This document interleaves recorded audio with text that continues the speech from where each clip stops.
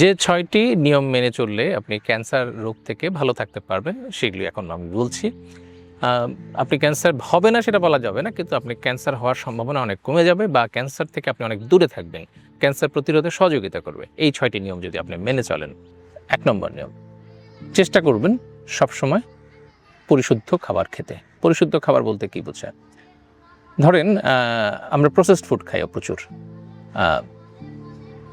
Chips খাচ্ছি, আমরা রেস্টুরেন্টের খাবার খাচ্ছি, আমরা ফাস্ট ফুড খাচ্ছি।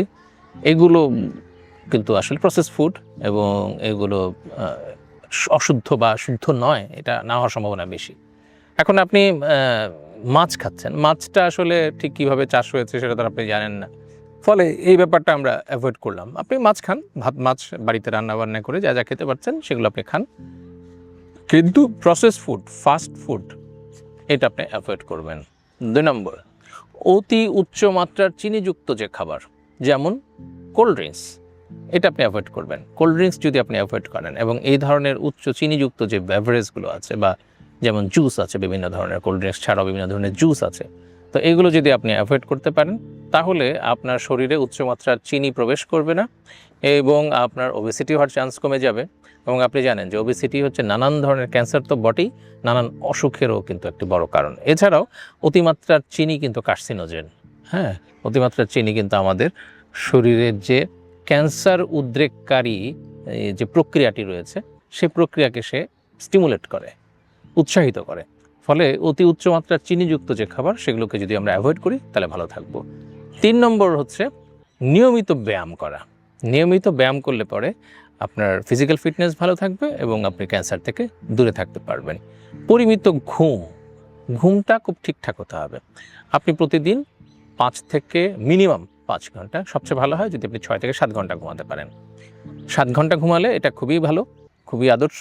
আপনার ডিপ স্লিপ বা র্যান্ডম আই স্লিপ যদি হয়, আপনি এটা আপনার স্বাস্থ্যের জন্য খুব ভালো এবং এটা থেকে আপনি শুধু ক্যান্সার শুধু নয়, আপনি সব ধরনের অসুখ থেকেই আপনি দূরে থাকতে পারবেন। ৫ নম্বর হচ্ছে ইতিবাচক চিন্তা।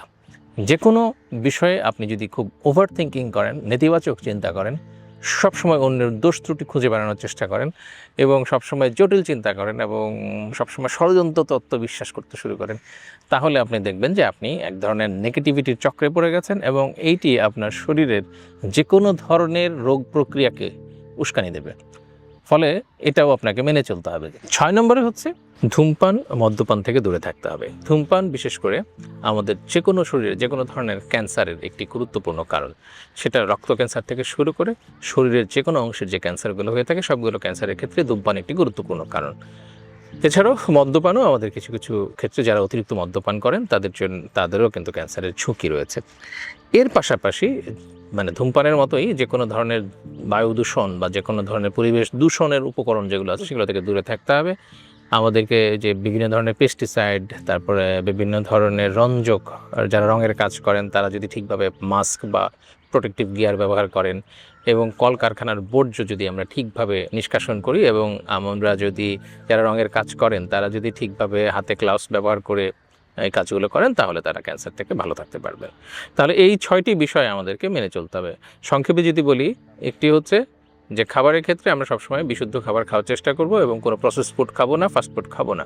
দ্বিতীয় হচ্ছে যে আমরা কোনো ধরনের উচ্চ চিনিযুক্ত ড্রিঙ্ক, বেভারেজ, কোল্ড ড্রিঙ্কস এগুলো আমরা খাবো না। নিয়মিত ব্যায়াম করব, পরিমিত ঘুমাবো, নেতিবাচক চিন্তা করব না। ধূমপান, মদ্যপান, বদভ্যাস, কারখানার বর্জ্য, পেস্টিসাইডস বা কীটনাশক এগুলো থেকে আমরা দূরে থাকবো। আর যদি ব্যবহার করতেই হয় তাহলে আমরা সঠিকভাবে প্রোটেকশন নিয়ে করব। এই নিয়মগুলো যদি আমরা মেনে চলি তাহলে আমরা কিন্তু ক্যান্সার থেকে ভালো থাকতে পারবো।